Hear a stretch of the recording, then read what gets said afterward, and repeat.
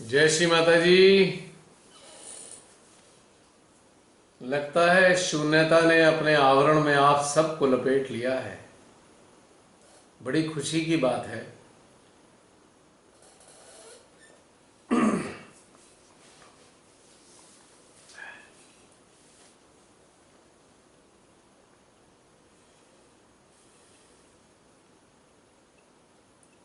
मेरी आवाज नहीं पहुंच पा रही क्या? आ तो रही है। अच्छा, यशी आ रही माता है। जी। हाँ, मैं भी वही चेक कर रही थी, कोई अनम्यूट नहीं हो रहा। सब क्या हो गया? इश्ता अनम्यूट हो रहा है। देखो।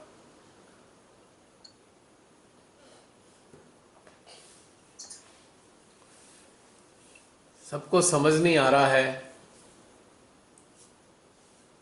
आज कंटिन्यूटी में था ना, शायद सब लोग एंजॉय कर रहे हैं। यस, ये श्री माता जी ने व्यवस्था करा दी। ये क्या यस। हो गया? I am very.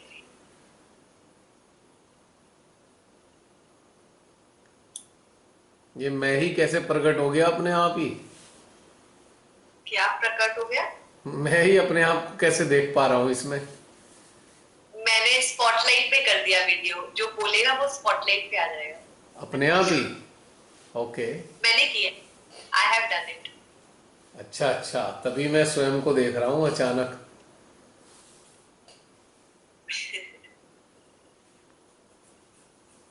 कोई बोल ही नहीं रहा आज। सब आ, रमनी दीदी सबके अनम्यूट माइक करिए। माइक शायद म्यूट है मेरे ख्याल से जसली। मैंने अलाउ किया सबको। I have allowed everybody to unmute. I don't know, it's not coming. Ishita, unmute yourself. अच्छा, सभी। शालिनी अनम्यूट करिए अपने आप को, देखिए दीदी आ रहा है। We are getting confused. हाँ हाँ ठीक है। हाँ, आ जय रहा श्री है माता जी। पहचान में। मस्त है। बहुत बहुत सुंदर ध्यान हुआ भैया। सच में बोलने का ही मन नहीं कर रहा। आप सब लोग मेरे से ना बोलें, लेकिन बाकी लोगों से बोल लें।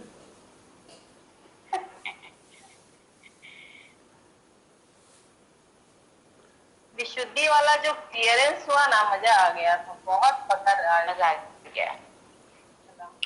जसलीन, जरा मेरे वाले को तो हटा दो भाई, ये मेरा वाला हट ही नहीं रहा है यहाँ से। अब आ गए। नहीं, मैं ही दिख रहा हूँ, मुझे तो मजा आता नहीं।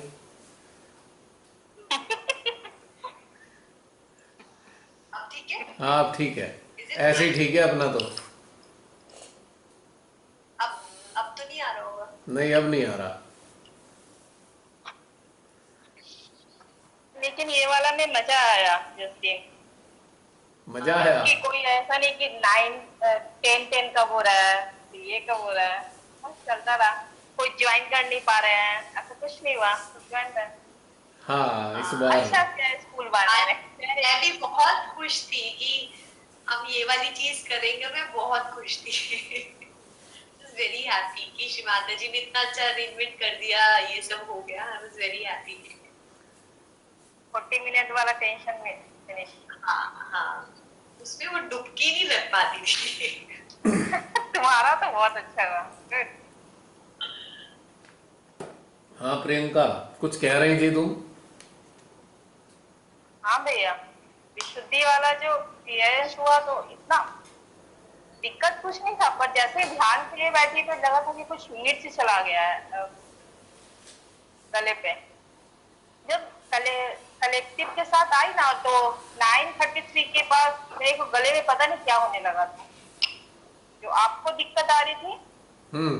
वैसा ही लग रहा था, जैसे खांसी आएगी, जोर से बोल नहीं पाऊंगी। अगर बोलती तो सच में खांसी आती। बार और बार आपने धस। ऐसा करवाया। मतलब जैसे ही शुरू हुआ मेरे धसका आना शुरू हो गया। वो तो मुझे समझ में आ रहा था हाँ कि वही बहुत सारा वही। सिस्टम जो है गड़बड़ा रहा है। पता है, ऐसा लग रहा था जैसे धसका आ रहा हो लगातार। बार बार इसमें तो क्या होता है कि जब सामूहिकता में बहुतायत में ऐसी समस्याएं होती हैं ना, तो फिर ये रिफ्लेक्ट होती हैं। और हो सकता है आपके भाई, पे बहुत अच्छा फ्लो आ रहा है। और देखो मैं तो मुझे ये भी मेरी कह सकता हूँ कि आप सब लोग मेरी क्लियरिंग कर रहे हो, मेरे विशुद्धि की, आप सबकी शक्तियाँ, हम सब एक दूसरे की क्लियरिंग करने में लगे हैं। ये भी हो सकता है।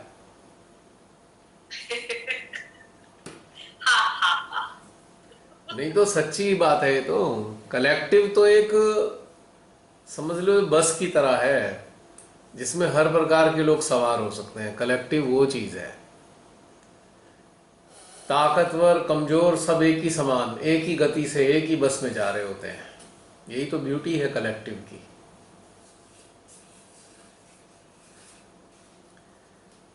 तो मुझे ऐसा लग रहा है हमारे बहुत से सहजी परेशान हैं।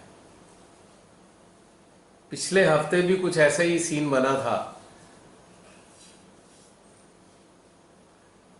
जब विशुद्धि में प्रॉब्लम आती है तो बहुत सारे लोग परेशान हो रहे होते हैं।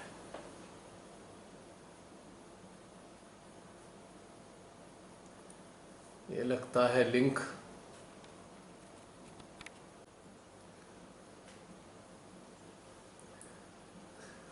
ये अपने आप ही रुक गया। जसलीन, 1 घंटे में रुका या अपने आप ही ये डिस्कनेक्ट हो गया कनेक्टिविटी के कारण? Can you here my voice? या आई कैन हियर यू। आपके यहाँ कनेक्टिविटी इशू था, हम लोग तो कंटिन्यूटी में है। ये अच्छा 3-4 घंटे भी चल सकता है, देयर इज नो इशू। अच्छा, भाई वाह, ये तो बहुत बढ़िया बात है। पर नहीं वो हम ज़्यादा दुरुपयोग नहीं करेंगे। 1 घंटे से ज़्यादा कंटिन्यू नहीं करेंगे, 1 घंटा 10 मिनट 12 मिनट। भाई किसी चीज़ की ठीक है सुविधा मिल देखिए। गई तो दुरुपयोग नहीं होना चाहिए ना। ये सदुपयोग है। नहीं, कंटिन्यू में 3 घंटे चलाना तो दुरुपयोग है। नहीं नहीं, मेरा ये कहने का मतलब था कि हम जितनी चाहे टाइम, इसमें कोई टाइम लिमिट नहीं है। मैं ये इन्फॉर्म करती है अच्छा कि अच्छा, हम कितना कंटिन्यूटी में रख सकते हैं। चलिए ये अभी एक हमारी वजह एक नेटवर्क इशू से करना है। चलिए एक सुविधा है ये हमारे लिए। Thank you so much Jasleen. Thank you Shubhata ji, I am really overwhelmed. बेटी जब मुझे आईडी मिली, आई वाज रियली एक्साइटेड कि मुझे कुछ और समझ ही नहीं आया था। मैं इतनी खुश हो रही थी सैटरडे के लिए, अनइंटरप्टेड फ्लो। हाँ, टीचर डे के ये बड़ी झंझट होती है बार बार कनेक्ट करना।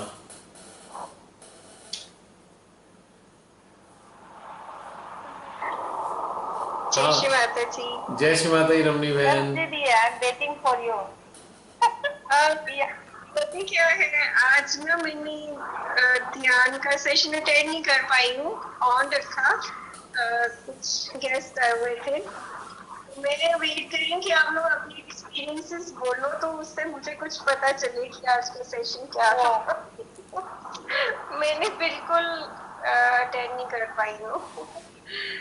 तो अभी फ्री हुई तो सेशन खत्म हो चुका था।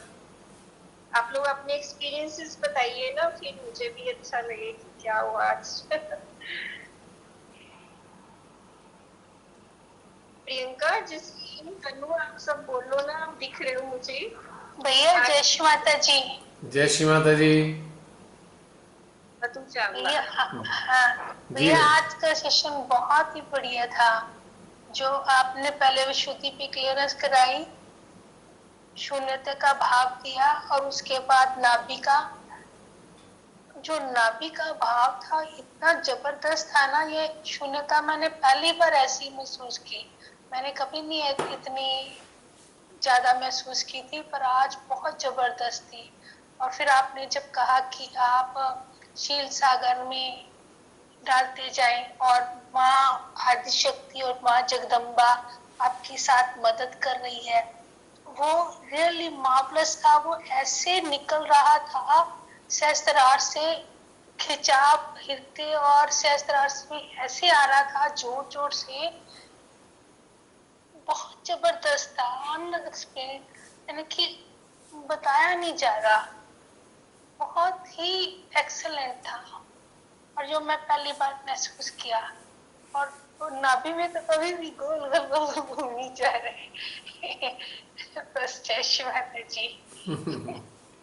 चलिए, अच्छी बात है, घूमने दीजिए, इसे तो लाभ के लिए है इसका घूमना। ये घूमता रहे तो अच्छा ही रहेगा।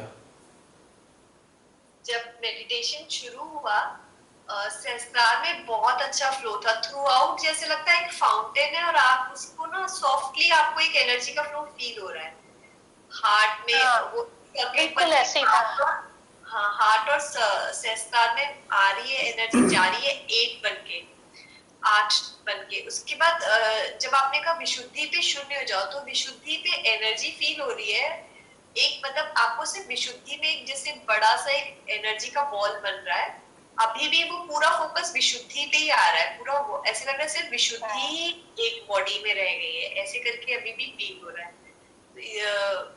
और जो जो चीजें आप बता रहे थे वो सारी चीजें हो रही थी, एक्सपीरियंस कर रहे हैं, बट ऐसे याद नहीं, मैं रिकलेक्ट नहीं कर पा रही ये हुआ। हाँ हाँ, ये बिल्कुल सच है, बीच में भूल जाता है। क्षीर सागर में कर रहे थे, मतलब नाभि में जाके क्षीर सागर पे कर रहे थे, तो एनालाइज कर रहे हैं कि कौन सी तबियत इच्छाएं हैं, क्या है, तो उन चीजों के अंदर इंट्रोस्पेक्ट चल रहा था। तो गाइडेड मेडिटेशन में ये सारी चीजें कनेक्ट हो रही थी, और उस चीज को हम अलग अलग, जैसे विशुद्धि में भी मुझे लेफ्ट विशुद्धि अलग फील हो रही है, राइट अलग फील हो रही है, सेंटर अलग फील हो रही है, तीनों के अंदर एक सिंक्रोनाइजेशन है, इंटीग्रेशन है, ये भी फील हो रहा है। तो बहुत ब्यूटीफुल एक्सपीरियंसेस थे। अभी भी सिर्फ विशुद्धि और सहस्त्रारी फील हो रहा है। बढ़िया। आज बहुत सारे सहजियों को विशुद्धि की आवश्यकता है, क्लियर विशुद्धि की आवश्यकता।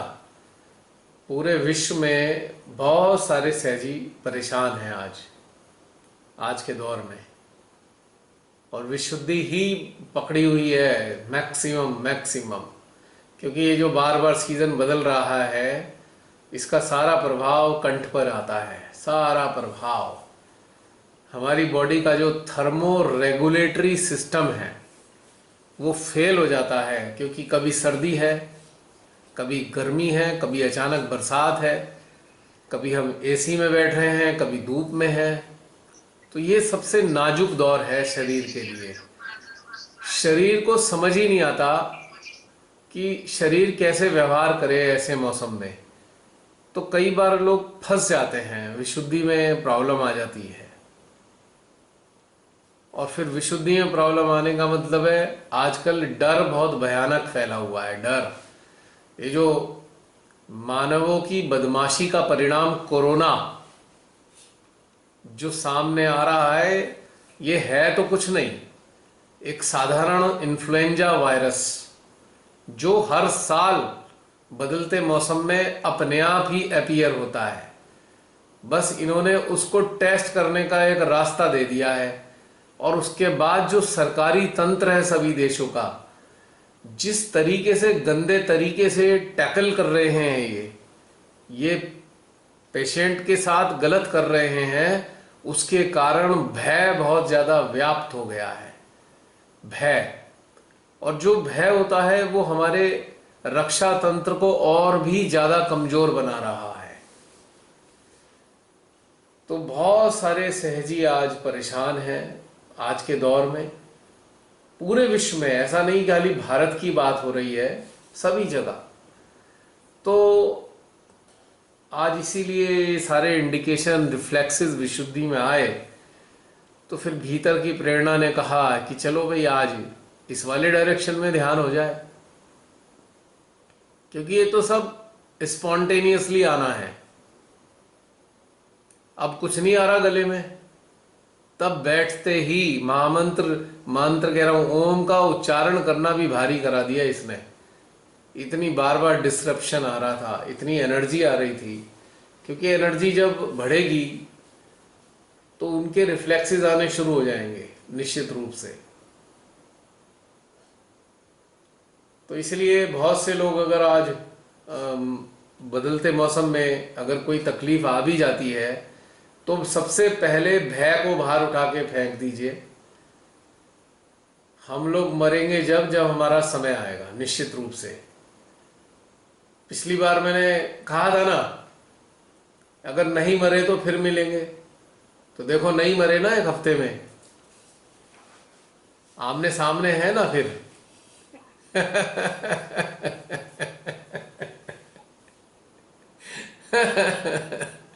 तो समझना चाहिए, ये साधारण सी बात समझनी है कि जब तक मृत्यु का काल नहीं आएगा तो मृत्यु नहीं आ सकती, पहली बात। नंबर 2, ये जो पूरी विश्व में भय फैलाया गया है, ये बहुत बड़ा षड्यंत्र है, बहुत बड़े विश्व के व्यापारियों का।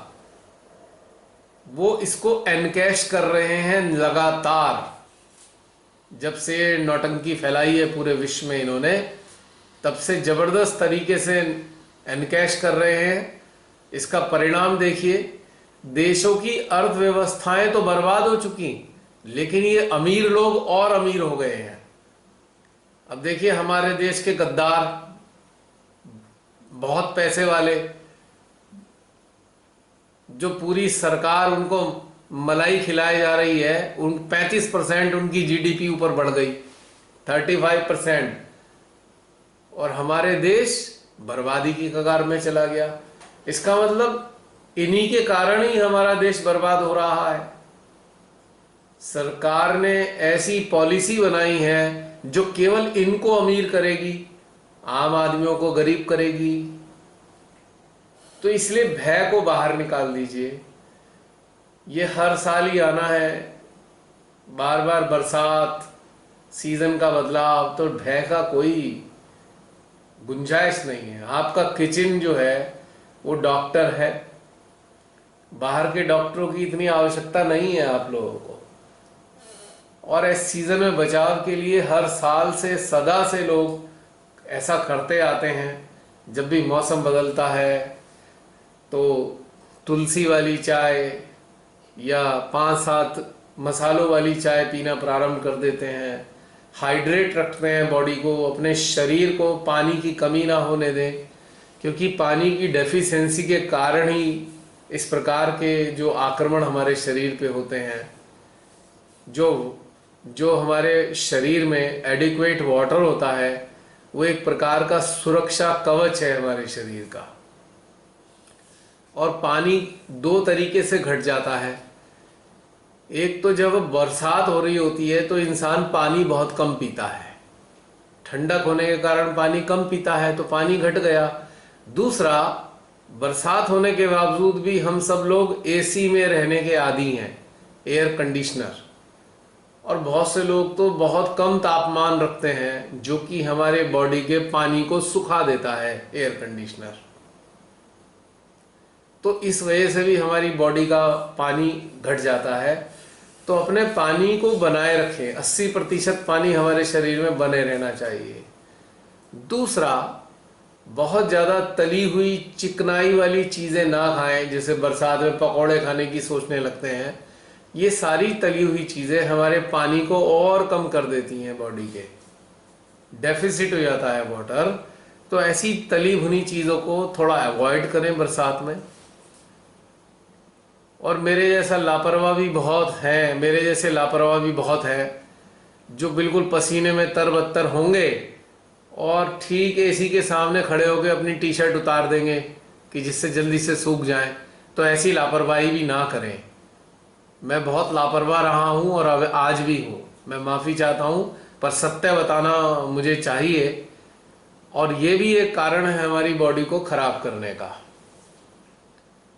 अगर एसी में रहना है तो तापमान 28 से 29 डिग्री से ज़्यादा नहीं होना चाहिए, बस इससे नीचे नहीं करना है एसी को।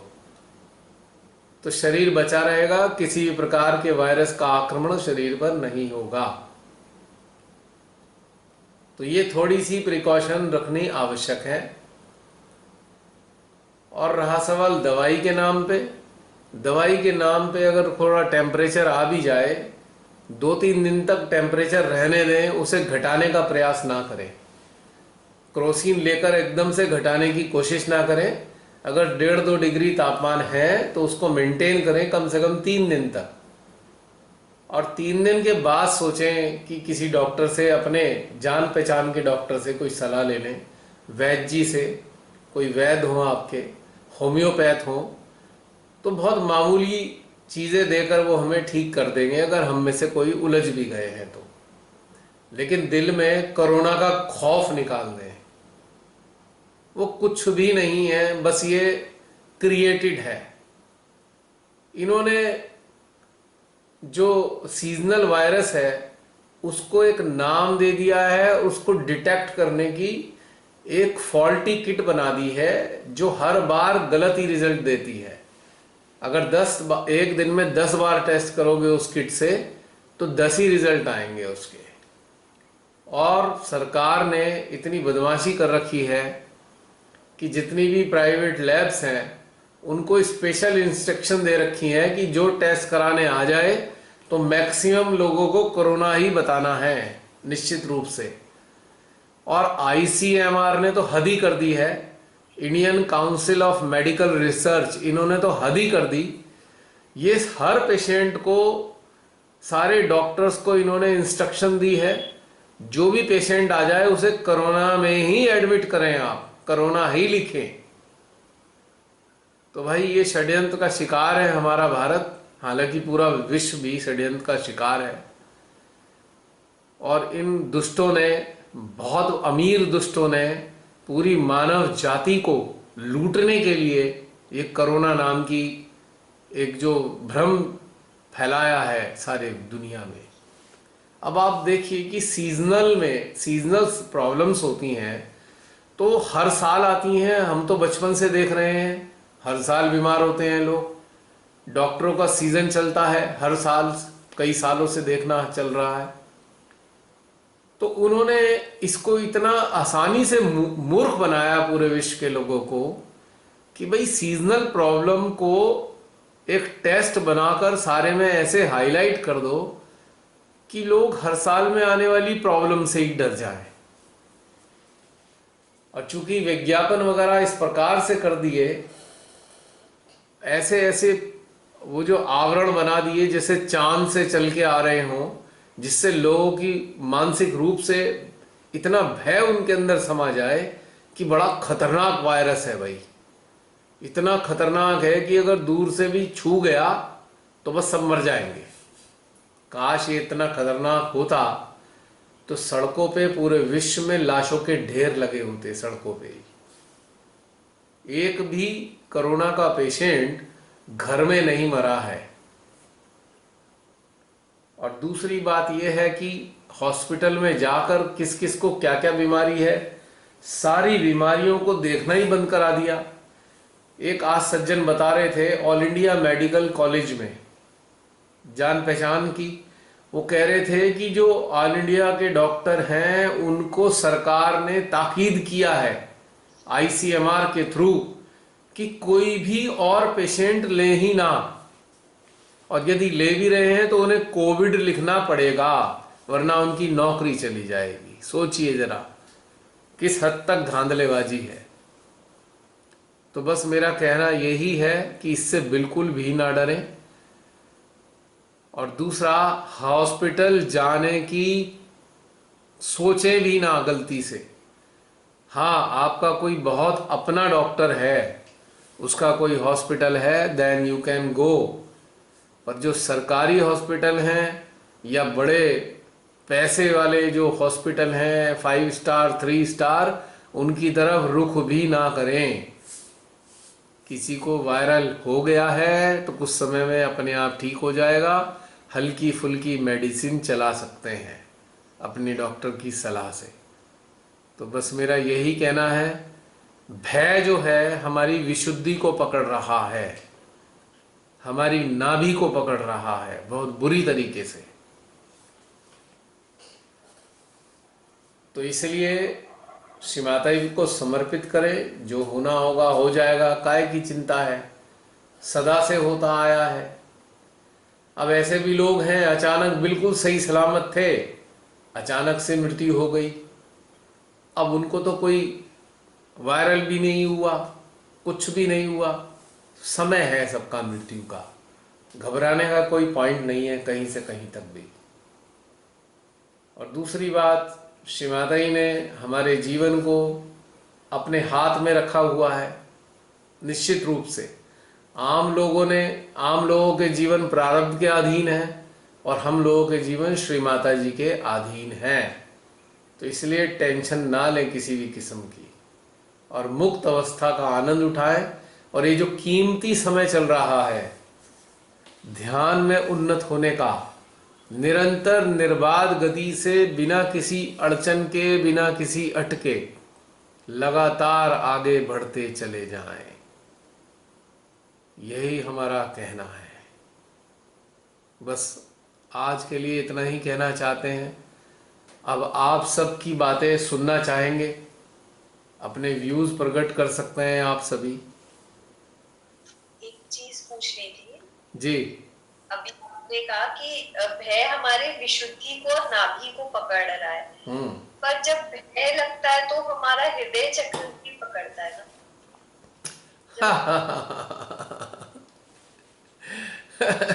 वो तीसरे नंबर पे होता है, थर्ड नंबर पे।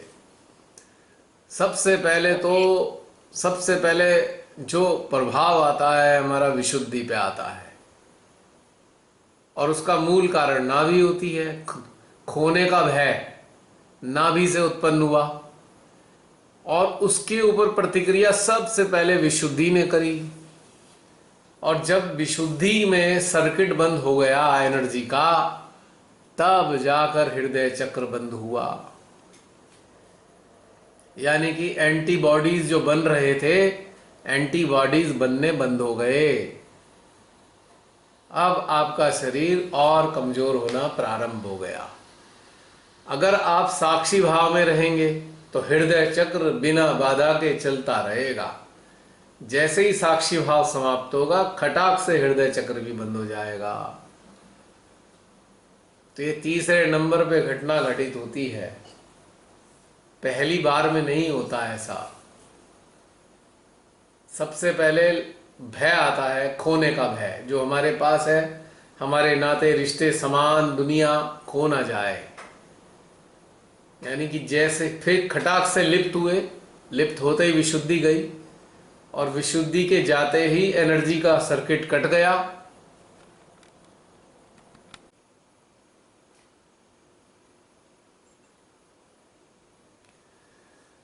विशुद्धि के जाते ही एनर्जी का सर्किट कट गया और उसके कारण हमारा जो हृदय है अब काम करना बंद कर दिया इसने।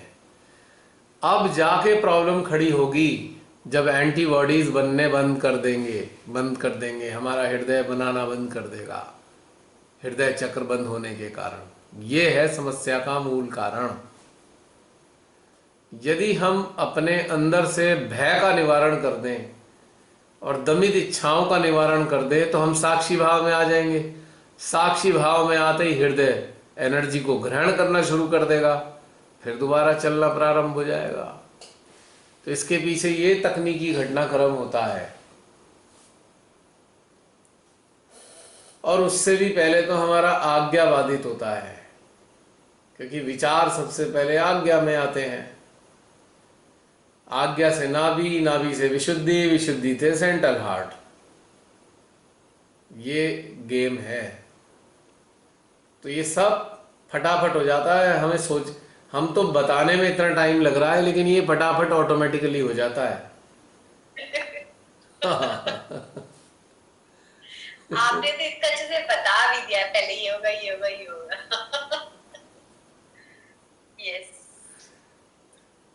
हालांकि एक प्लस पॉइंट रहता है, फिर भी सब कुछ खराब होने पे भी सहस्त्रार पे माँ आदि शक्ति मौजूद रहती है, वो बंद नहीं होती। अगर थोड़ा सा भी होश रह जाए तो एक बार माँ आदि शक्ति के साथ रिकनेक्ट कर लें, अपने मन को, मस्तिष्क को और अपनी चेतना को माँ आदि शक्ति के संपर्क में ले आए तो दोबारा सर्किट शुरू हो जाएगा। लेकिन सबसे बड़ी बाधा भय से लिप्त हो जाना। भय में लिप्त जो हो जाते हैं ना, वो आज सबसे ज्यादा खतरनाक है। आज क्या, हमेशा से रहा है। तो जो वास्तविक लिप्तता है ना, वो लिप्तता ही भय से होती है मनुष्य की। सबसे ज्यादा स्ट्रॉन्ग जो अटैचमेंट है वो भय का अटैचमेंट है। भय से इंसान लिप्त है सबसे ज्यादा। इतना लिप्त किसी में नहीं है इंसान। खोने के भय से सबसे ज्यादा लिप्त रहता है। केवल जागरूक इंसान को ही खोने का भय नहीं होता। उसके अपने प्राण भी जाने वाले हों अगर, तो उसको अपने प्राण जाने का भी भय नहीं होता। आज जो बहुत से सहजी अपने प्राणों को बचाने के लिए परेशान रहते हैं, तो मैं क्षमा चाहूँगा ये कहते हुए कि अभी ऐसे सहजी 3 डायमेंशनल लाइफ ही जी रहे हैं, यानी कि 3 आयामों में ही जीवन जी रहे हैं। यदि किसी सहजी के अपने प्राण जाने का भय उसे सताता हो, तो दैट पर्सन, दैट सहजी is living in 3 dimensional life. तो ये बात समझनी चाहिए। जो जागरूकता बढ़ती है तो सबसे पहले मनुष्य के अपने प्राण जाने के भय से ही उसे मुक्ति मिलती है, सबसे पहले। क्योंकि मनुष्य को अपने प्राण सबसे ज्यादा प्रिय हैं। एक उदाहरण देता हूं। यदि अचानक से बाढ़ आ जाए और 8-10 परिवार सदस्य घर में मौजूद हों, तो पहले तो आदमी कोशिश करेगा जिससे सबसे ज्यादा अटैचमेंट है उसे बचाने की। लेकिन उसको ऐसे लगेगा कि तू बचा नहीं पाएगा, तो अपने प्राण बचाने के लिए भाग जाएगा वो, चाहे कितना ही प्रिय हो कोई उसे। बहुत ही कम बिरले ऐसे लोग होते हैं जो अपने प्रियजनों को बचाने के लिए अपने प्राण देते हैं, बहुत रेयर होते हैं।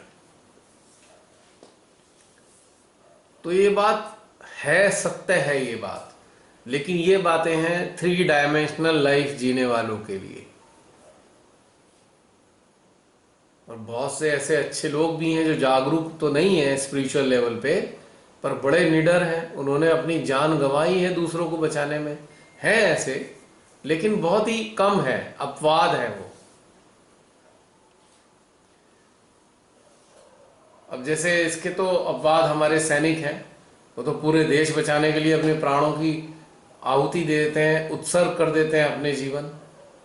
फायर फाइटर्स भी होते हैं, कई बार आग लग जाती है बिल्डिंग में, लोगों को बचाने के लिए वो दिल से बचाते हैं, कई बार खुद भी जल के मर जाते हैं।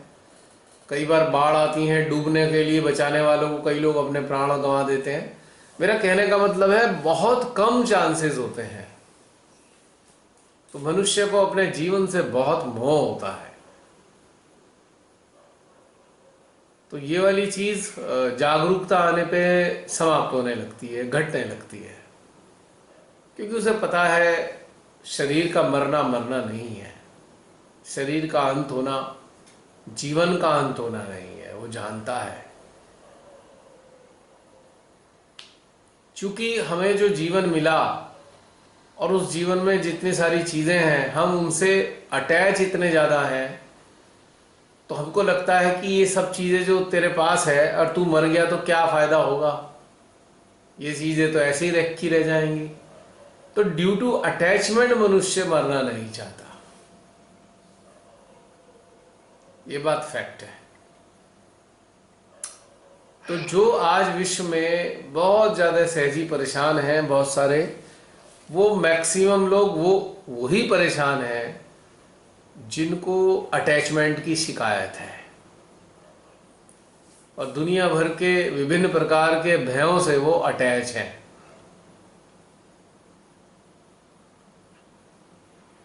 प्रत्यक्ष रूप में लोग कहेंगे नहीं नहीं नहीं, अटैच तो किसी वस्तु से, धन से या मनुष्य से होते हैं, करेक्ट। लेकिन अप्रत्यक्ष में क्या है?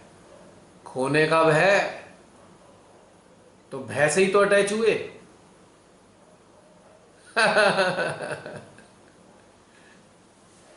ये तो कैसे पता चल जाता है सब बात? क्या बहन? मैं क्या, आपका सिस्टम कैसे चीज को खींच लेता है ना? कैसे? सारे विश्व में क्या चीज जो आप बहन? बता रहे हैं, जो आप बता रही हैं कि आज सारे विश्व के जो सहजी हैं वो क्वाइट बीट है, डर की वजह से उनका विशुद्धि चक्र जो पकड़ा हुआ है, इतनी बुरी तरह पकड़ देखिए तो रहा आपका है। सिस्टम कितना अच्छे से कैच कर लेता है। देखिए बहन, सामूहिकता तो पकड़ेगी ना। अब आप देखिए, आप में से बहुत सारे लोग जो हैं पिछले 5.5 साल से धीरे धीरे धीरे चेतना की यात्रा पे निकले हुए हैं, और एक एक करके बहुत सारी चीजें छूटती जा रही हैं। ठीक है, तो निश्चित रूप से जो मैं ये नहीं कह सकता कि 100% जो मैं बोल रहा हूँ वो सत्य है, पर काफी हद तक सत्य है, क्योंकि ऐसे कम हैं लोग विश्व में, ऐसे सहजी ना के बराबर हैं। जिस स्तर पे आप सब लोग जाते जा रहे हैं ना, इस स्तर पे सहजी है नहीं। मेरे भी संपर्क में हजारों सहजी हैं, देश विदेश भारत के। इस स्तर पे नहीं है सहजी बहन, जो शहर छोड़ने को तैयार हैं कि ठीक है। तो ज्यादातर लोग बहुत बुरी तरह अटैच हैं, और यानी कि एक जो महामारी का नाम है ना, ये महामारी का नाम ही भय को बढ़ा रहा है, अटैचमेंट को बढ़ा रहा है। अगर अप्रत्यक्ष रूप में कहूं, अटैचमेंट को बढ़ा रहा है ये महामारी का नाम। भय तो इसके मूल के अंदर छुपा है, यानी कि जितना भय बढ़ेगा अटैचमेंट और ज्यादा बढ़ जाएगा। आज सभी सहजी अत्यंत चिंतित हैं, मैं जानता हूं, भले ही सामने वो प्रकट ना करे, पर बहुत चिंतित हैं, बहुत सहजी चिंतित हैं।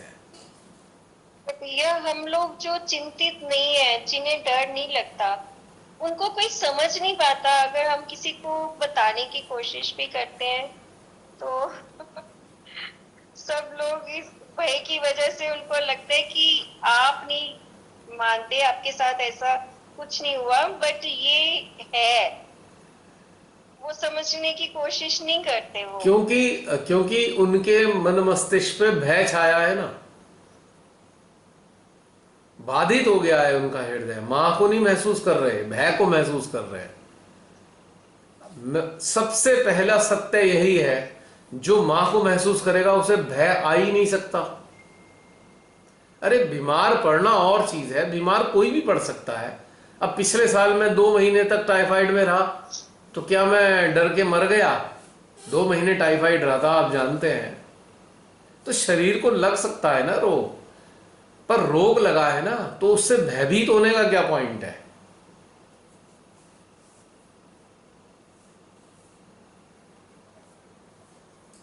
भयभीत होने का कोई पॉइंट नहीं है ना उससे, बीमारी से। कोई सी भी बीमारी हो सकती है। और दूसरा भय, आजकल रोजगार जा रहा है, रोजगार नहीं है हिंदुस्तान में तो बिल्कुल भी, काम धंधे बंद है, तब भी एक भय व्याप्त है कि अब खाने पीने को रोटी कहां से आएगी।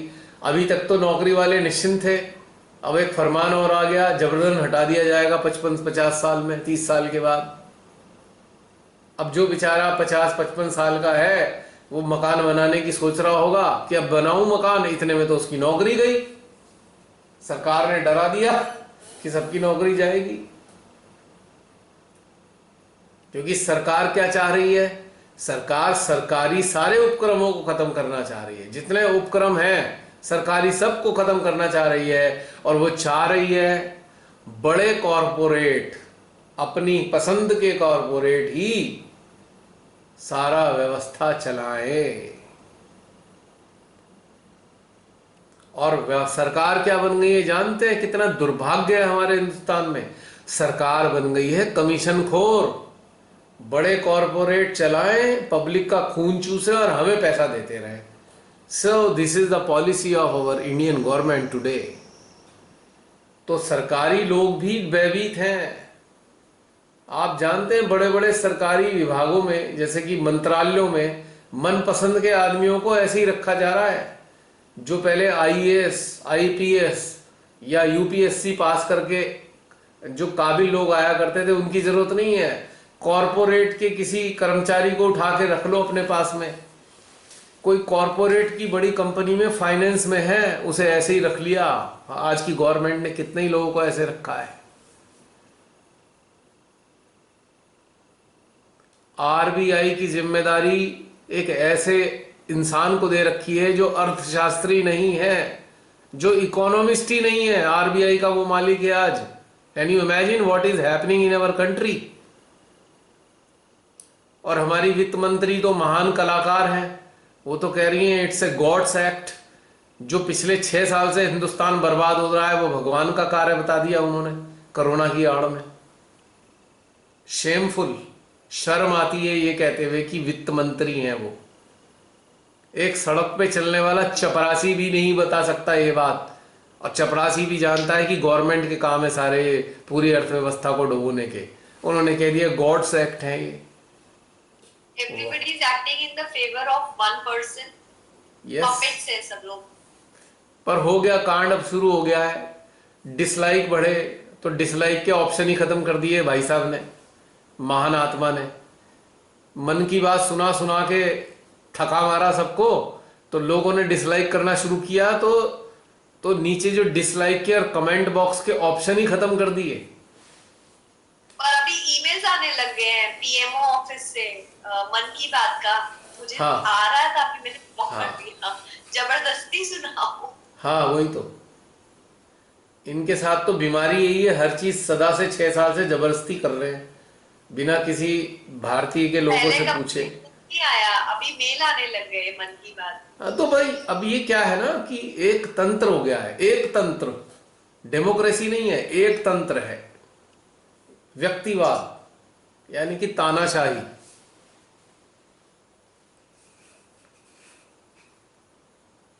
तो अब वहां पे इनके जो द्वारा जो भी आया करेगा उसमें नीचे ऑप्शन ही नहीं होंगे लाइक या डिसलाइक करने के, या हो सकता है लाइक करने के ऑप्शन हो, डिसलाइक के और कमेंट करने के ना हो। अभी इन्होंने गड़बड़ तो करी, 10.5 लाख लोगों ने डिसलाइक कर दिया तो भनभना गए बेचारे, बाबा जी भनभना गए कि 10 लाख लोगों ने डिसलाइक कैसे कर दिया। तो उन्होंने सामना करने की ताकत नहीं है ना साहब में, सामना करने की ताकत नहीं। प्रेस को आज तक सामना नहीं किया। किसी फेसबुक पे किसी ने क्वेश्चन कर दिया तो उसके अगेंस्ट केस कर दिया। ये प्रश्नों का सामना करने की हैसियत नहीं रखते। इवन जो ऑपोजिशन है उनका भी यही आ रहा था। ऑपोजिशन है, बड़े बड़े जो बिजनेस हाउसेस हैं जो भी अगेंस्ट में बोलते हैं, उनके यहाँ ईडी आ जाता है, हाँ। नोटिस आ जाते हैं। So they मतलब start another अब तो हाइट ये हो गई है कि अपने वीडियो पे जो डिसलाइक आ रहे हैं वो भी सामना करने की ताकत नहीं है। इतने मरगिल्ले और कमजोर हैं साहब। तो ये हालत है। खैर चलिए, श्री माता जी कोई रास्ता निकालेंगी हमारे देश को इस त्रासदी से बाहर निकालने के लिए। और इतनी भुखमरी फैलने वाली है हिंदुस्तान में, हमारी तो श्री कुबेर से, श्री महालक्ष्मी से प्रार्थना है कि हमारे देश में कोई भूखा ना मरे। ये सब देखा नहीं जाता। और श्री महाकाली से प्रार्थना है, श्री कल्की से प्रार्थना है कि ऐसे महादुष्टों का संहार कर दें जो पूरे विश्व को बर्बाद करना चाहते हैं और विशेष तौर से हमारे भारत को बर्बाद करना चाहते हैं। हमारी तो दिल से प्रार्थना है, हर बार प्रार्थना है कि ऐसे दुष्टों को समाप्त कर दें वो। तो ये जो भय है, जो भय की बात हो रही थी, सरकारी तंत्र ने भय उत्पन्न करना शुरू किया, मीडिया के जरिए भय फैलाया। तो आर्थिक रूप से भयभीत है, बीमारी के रूप में भयभीत है, अपने अनिश्चित भविष्य के लिए भयभीत है। तो मैक्सिमम लोग भयभीत हैं आज की तारीख में। तो ऐसी कंडीशन में वायरस का प्रकोप और बढ़ जाता है निश्चित रूप से। तो इस सब को समझना होगा। तो कलेक्टिव जब होगी, इस प्रकार की कोई भी कलेक्टिव पूरे विश्व में यदि कहीं भी होगी, तो परमेश्वरी शक्तियां इतनी ज्यादा ऊर्जा प्रवाहित करना प्रारंभ कर देती हैं कि जिसका कोई ठिकाना नहीं। और हमारे हृदय में, हमारी चित्त में यदि अपने देश के लोग हैं, विश्व के लोग हैं, तो वहां तक भी वो ऊर्जा काम करती है। मात्र 25, 30, 40 लोगों की कलेक्टिव में भी ये कार्य होता है। क्योंकि डर के मारे इस स्तर पर आकर सहजी मां की शक्तियों को ग्रहण कर ही नहीं पा रहे हैं, क्योंकि इतनी ऊर्जा को ग्रहण करने के लिए निर्भयता के स्तर पर आना होगा, साक्षी भाव में स्थित होना पड़ेगा, तब जाकर मां शक्तियां देंगी और आप सबके माध्यम से पूरे विश्व में चैनलाइज होंगी।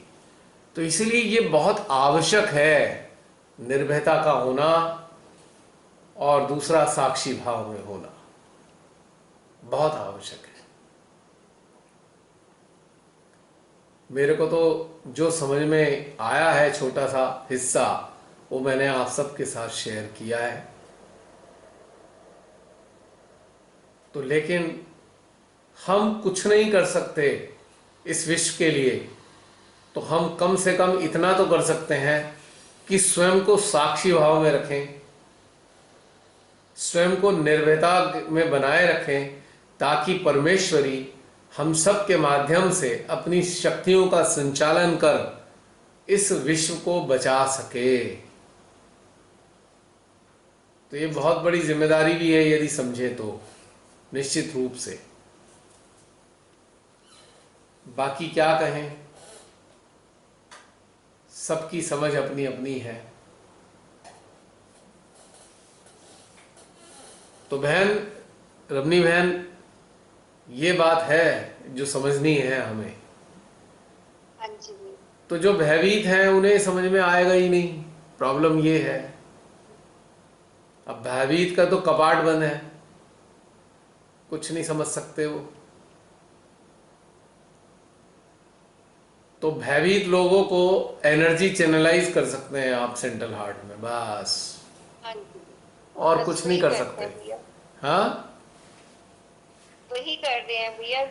अच्छा, और साक्षी भाव भी बनाया हुआ है, जो भी इसमें परिस्थिति है कभी ना कभी तो भूलेंगी ना।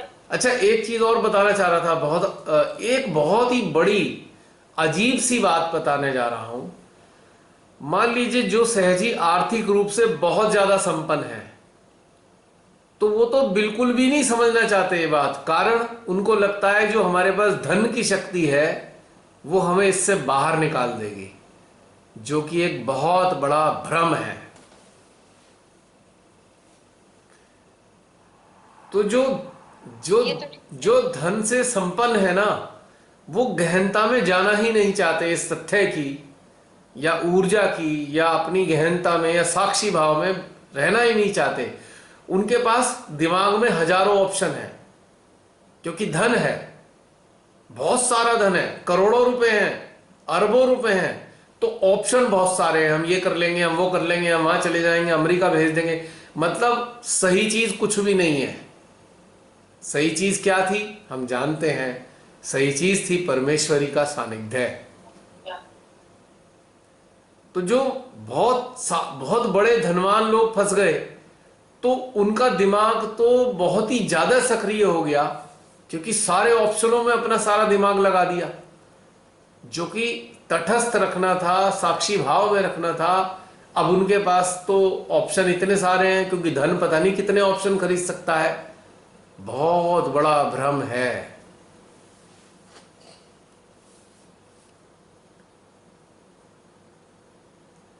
धन आदमी को निडर नहीं बना रहा है, और ज्यादा भयभीत बना रहा है। हकीकत ये है, क्योंकि नकारात्मक बातें और ज्यादा सोचते हैं धनी लोग जो होते हैं, और बुरी से बुरी बातें सोच लेंगे जो आप और हम नहीं सोच पाएंगे।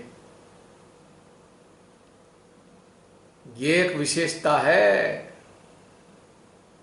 मेरे संपर्क में बहुत बड़े बड़े धनी लोग हैं, जो सहजी भी हैं और सहज से बाहर भी हैं। बहुत धनी लोगों के संपर्क में हूं मैं भी, आज भी।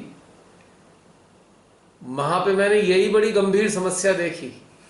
अजी वहां चले जाएंगे, फोर्टिस में चले जाएंगे, मैक्स में चले जाएंगे। मैंने कहा फिर वहां भी नहीं बचा पाए, क्योंकि ये लोग तो बैठे ही हैं मारने के लिए, ये बचाने के लिए नहीं है।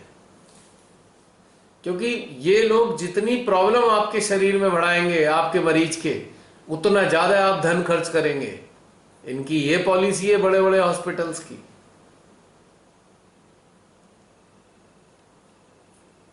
क्योंकि जब बिना किसी बीमारी के, जिनका इलाज नहीं है इनके पास, एक एक दिन के 50-50 हजार, 1-1 लाख रुपए ले रहे हैं, तो सोचिए क्या हाल करेंगे।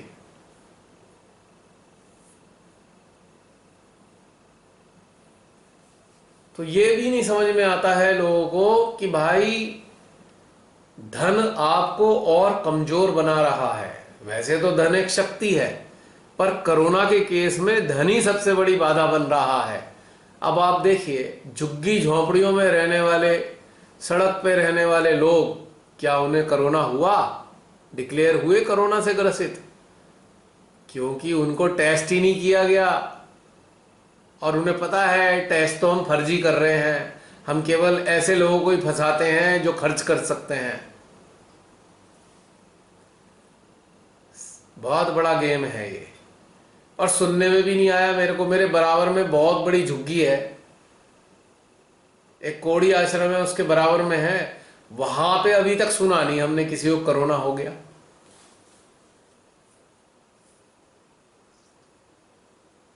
एक हमारे कॉलोनी के बाहर एक छोटा सा सब्जी वाला बैठता था, किसी चेन के चक्कर में आ गया था वो, कि कोई चेन निकल आई थी पीछे से, तो कोरोना उसे बता दिया था। वो बेचारा 4 दिन में तो वापस आ गया। अगर यही कोई धनी होता, अभी तक तो हॉस्पिटलाइज ही होता, और कम से कम 50-60 लाख 70 लाख रुपए गंवा चुका होता अभी तक, निश्चित रूप से। 4 दिन में ठीक होके आ गया, क्योंकि डॉक्टरों ने देखा है, सरकारी अस्पतालों या बड़े अस्पतालों ने, यार पैसा तो है नहीं इन पे, तो फिर क्या करेंगे।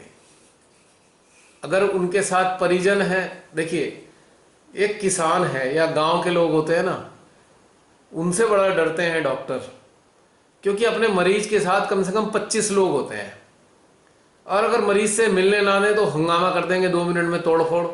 तो ऐसे डॉक्टर जो हैं, ऐसे मरीजों को अपने पास ज्यादा दिन रखते नहीं।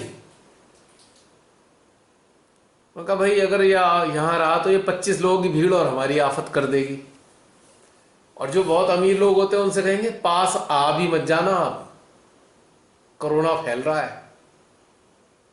वो बेचारे डर के मारे जाते ही नहीं। किडनी निकालने का जो पता लगा था, गांव वालों की वजह से ही तो पता लगा। गांव वालों ने उनकी बॉडी खोल ली जलाने से पहले, वो उन्होंने किसी की सुनी नहीं, पता लगा ऊपर से नीचे तक उसमें टांके। जब टांके काट के देखा गया, किडनी और लीवर गायब उसमें से, उनकी वजह से ही पता लगा। बहुत अमीर लोगों में तो दहशत के मारे इतनी हिम्मत ही नहीं कि भी खुलवा के भी देख लें। तो कहने का मतलब यह है कि एनकैशमेंट किनका होना है? अमीरों का। तो डराया किसको जाएगा? अमीरों को। और अमीर लोग डरते भी ज्यादा है, क्योंकि उनको लगता है हमारा तो कुछ सब कुछ चला जाएगा, गरीब तो बेचारा है ही नहीं उसके पास। मैं वही तो कहना चाह रहा हूं, वही तो मैं कहना चाह रहा हूं, यही तो मैं आपसे बताना चाह रहा हूं कि जो भय का व्यापार है वो साधन संपन्न लोगों के साथ हो रहा है, भय को बढ़ाया जा रहा है। और जो बहुत अमीर होते हैं वो ये सोचते हैं कि हमारे पास आम लोगों से ज्यादा दिमाग है, क्योंकि हम ज्यादा कामयाब हैं संसार में, हमने ज्यादा संपन्न, मतलब हम ज्यादा संपन्न हैं, हमारे पास ज्यादा समझ है, इसलिए हम संपन्न हैं। तो ऐसे ही अमीरों को ये डॉक्टर उल्टे उस्तरे से काटते हैं, उल्टे उस्तरे से काटते हैं। मेरे कई संपर्क में लोग हैं, बहुत अमीर लोग, बेचारे अपने मरीज को गंवा के ही आए हॉस्पिटल से। मैंने उनसे कहा भी, किसने कहा था आपसे जबरदस्ती खुद जाकर कोविड टेस्ट कराओ? जबरदस्ती खुद क्यों कराया? आप जरा से बीमार हो भी गए थे तो किसी अपने फैमिली डॉक्टर को ही दिखा लेते, हॉस्पिटलाइज ना होते, भाई जान बच जाती उनकी। लेकिन बात वही है ना, सीधे फोर्टिस भागेंगे, मैक्स जाएंगे, वहां तो आप तो कसाई खाना बन गया है भाई। भूल के भी उधर की तरफ रुख ना करे कोई, गलती से भी। रोज केस आ रहे हैं मेरे सामने, कुछ संपर्क के लोग भी ऐसे हैं जो ये सारी चीज़ें बताते रहते हैं। एनीवे, बात हमारी भय की थी, अटैचमेंट की थी। अगर हम इस चीज़ को मेंटेन कर लेंगे, जैसे हम अभ्यासी हैं, इस लेवल पे हम लोग ध्यान करने की तरफ चल रहे हैं, तो हम सबको कम से कम ये करना है कि हमें अटैच नहीं होना, साक्षी भाव में रहना है और भयभीत नहीं होना। तो परमेश्वरी हमारे माध्यम से बहुत सारी शक्तियां प्रवाहित करेंगी और बहुत सारे लोगों को इसका लाभ होगा, निश्चित रूप से। मेरे ख्याल से 2 घंटा हो चुके हैं शायद टोटल। कोई कुछ कहना चाहता है, वरना फिर समाप्त करते हैं। Anybody else?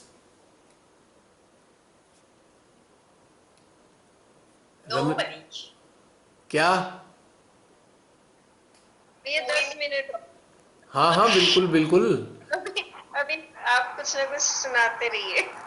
10 मिनट और। बस मेरा तो हो गया कोटा पूरा। जरा मैं इतने वो लगा लेता हूँ, बैटरी बैठने वाली है इसकी, जरा बैंक लगा देता हूँ। इतने आप बातचीत कीजिए।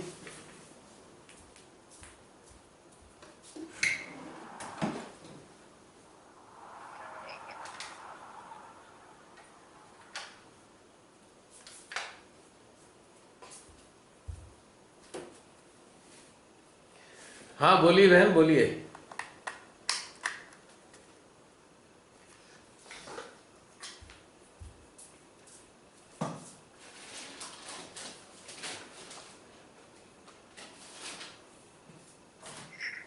जैसे भैया आज कोरोना की बातें चल रही है ना, आज हमारे किसी रिलेटिव की डेथ हुई। अच्छा। वो लेडी थी, उसको भैया उसको हार्ट पेशेंट थी।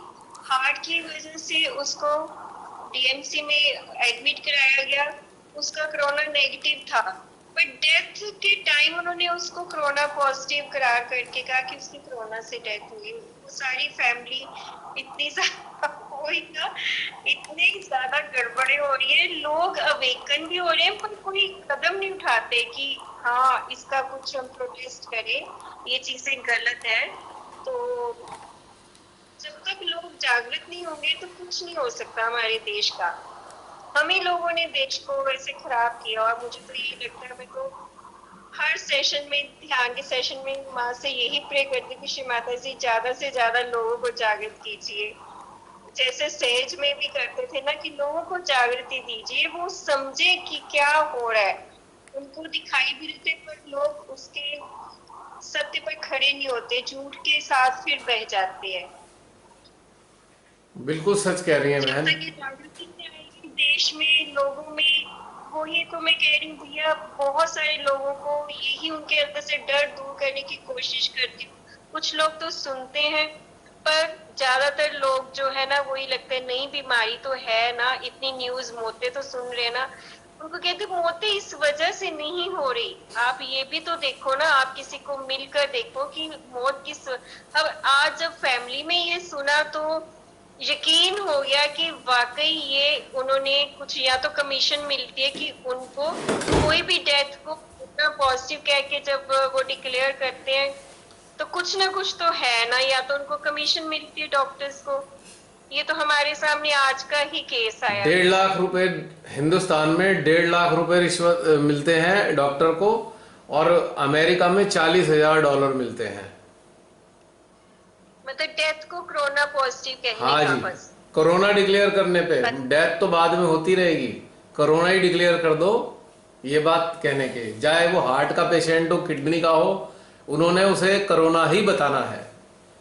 आप कहोगे ये तो किडनी की प्रॉब्लम है, बोले नहीं नहीं, किडनी की तो है, कोरोना भी है, जबरदस्ती। और ये इतने बड़ा षड्यंत्र हिंदुस्तान में है, इतना बड़ा षड्यंत्र है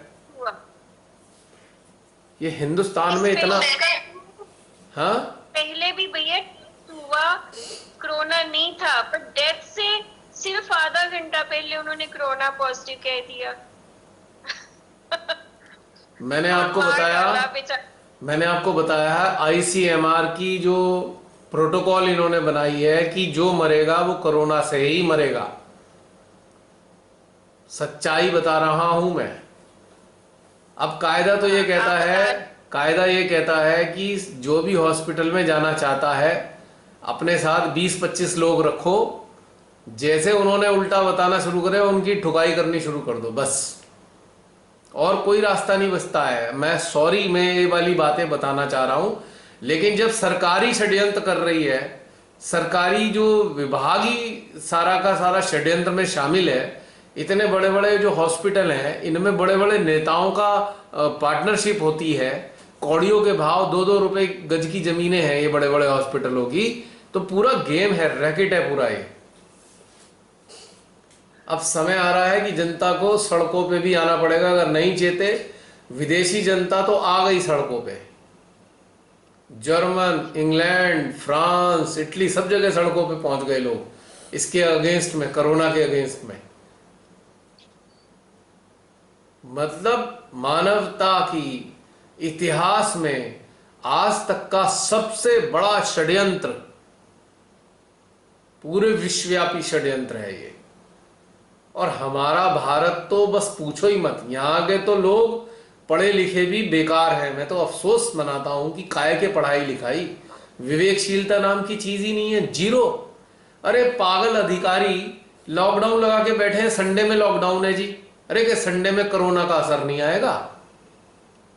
6 दिन आएगा, 6 दिन ठीक रहेगा कोरोना, 7वें दिन कहेगा मैं आ रहा हूं।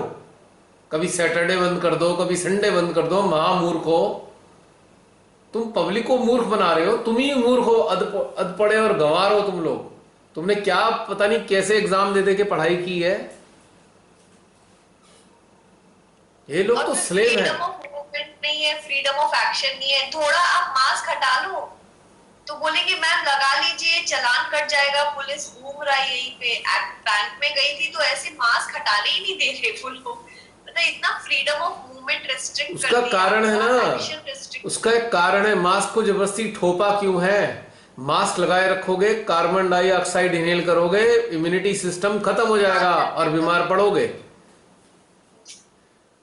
सही में पूरे विश्व को किसी ना किसी तरीके से फंसाना है कोरोना के नाम पे। उसके बाद वैक्सीन निकाल के आएंगे कि हाँ जी वैक्सीन ठोको सबके, और वैक्सीन में क्या होगा कोई कल्पना नहीं कर सकता। मानवता के खिलाफ साजिश है, सबको सजग होना होगा। और जैसे कि अपने प्राण बचाने के लिए इंसान किसी की हत्या भी कर सकता है सेल्फ डिफेंस में, तो ये वो समय आने वाला है, अपनी जान बचानी होगी तो संघर्ष भी करना पड़ेगा। भैया मैंने एक चीज आज किसी से सुनी कि ये डोर टू डोर भी टेस्ट करने के लिए आ रहे हैं, कंपेल करेंगे। तो क्यों कराएंगे? मैंने भी बनारस में ही सुना है कि लोग घर पे आकर समझ सकते हैं ना उनको कि हमने नहीं टेस्ट कराना, कह सकते हैं ना हम। बिल्कुल हमारा अधिकार है, हम क्यों कराएं टेस्ट? जबरदस्ती है तुम्हारी। ये बनारस में हो रहा है। और डंडे लेके खड़े हो जाओ जो जबरदस्ती करे कि हम तो नहीं कराते टेस्ट, हम जब ठीक हैं तो क्यों टेस्ट कराएं हम? मतलब अपनी जान बचानी ही होगी, टेस्ट के बहाने ये गर्दन फंसा रहे हैं हमारी ये लोग। ये बिल्कुल क्लियर कट षड्यंत्र है, एकदम षड्यंत्र है, 100% षड्यंत्र है। ये तो हम पूरी लेन वालों को ये बिल्कुल ऐसा ही है जैसे हत्या करने का प्रयास किया जा रहा हो। ये ऑर्गेनाइज्ड मर्डर्स हैं, ऑर्गेनाइज्ड मर्डर है सारे ये समझ लीजिए। और सारा का सारा तंत्र इसमें शामिल है। मेरा तो कहना है पुलिस अधिकारियों से, जो विवेकशील हैं, जागरूक हैं, कम से कम आप लोग तो समझ लो, आपके भी घर परिवार बच्चे हैं। अगर आप इस चीज को आज नहीं रोकोगे तो कल को आपके बच्चों के साथ यही करेंगे। आपके ऊपर सरकार है, आपके अधिकारी कह देंगे हम कुछ नहीं कर सकते। सोचो क्या होगा। जागरूक बनो, गलत चीजों का साथ मत दो। हमारा तो कहना यही है, पुलिस अधिकारी हो, आर्मी के अधिकारी हो, सरकारी लोग हैं, जागरूक हो। अब आप लोगों की गर्दन पे भी अब आफत आने वाली है। सरकार तो नौटंकी करके एक तरफ खड़ी हो गई है कि आप ही देख लो। उन्होंने तो अपना जो षड्यंत्र खेलना था खेल लिया। और पूरा कंगाल बना दिया देश को। अभी आप लोगों को, अब ये सरकारी तंत्र के लोगों को लूटपाट के लिए उकसा रही है। लूटो, राज्यों से कहा है अपने पैसे अपने आप अर्जित करो। वो तरह तरीके से लूटने के नए नए प्लान निकालेंगे अब तो सर्वाइवल के लिए संघर्ष सबको करना पड़ेगा। अगर नहीं जागे तो बस बहुत दुर्गति होगी।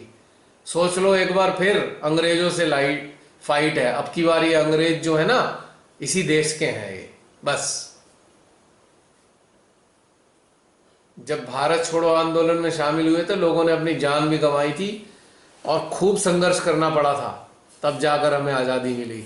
अभी दोबारा वही स्थिति पैदा हो रही है। बस अब की बार बाहर के अंग्रेज नहीं है, अंग्रेजों के नक्शे कदम पे चलने वाले कुछ यहीं के लोग हैं जो महादुष्ट हैं। उनसे झगड़ा करना ही पड़ेगा। अपने जीवन के लिए, अपने परिवार के लिए संघर्ष करना पड़ेगा।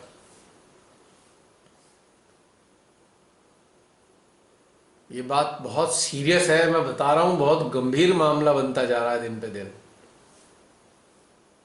अच्छा, अब दो तरीके के लोग देखने को मिलते हैं, या तो उन्हें कुछ समझ नहीं आ रहा या वो अंडरस्टैंड कर रहे हैं। मतलब आप जिसको नहीं समझ में आ रहा, आप उसको कन्वर्ट नहीं कर सकते कि हाँ शायद आप ठीक कह रहे हैं या वीडियो सही है।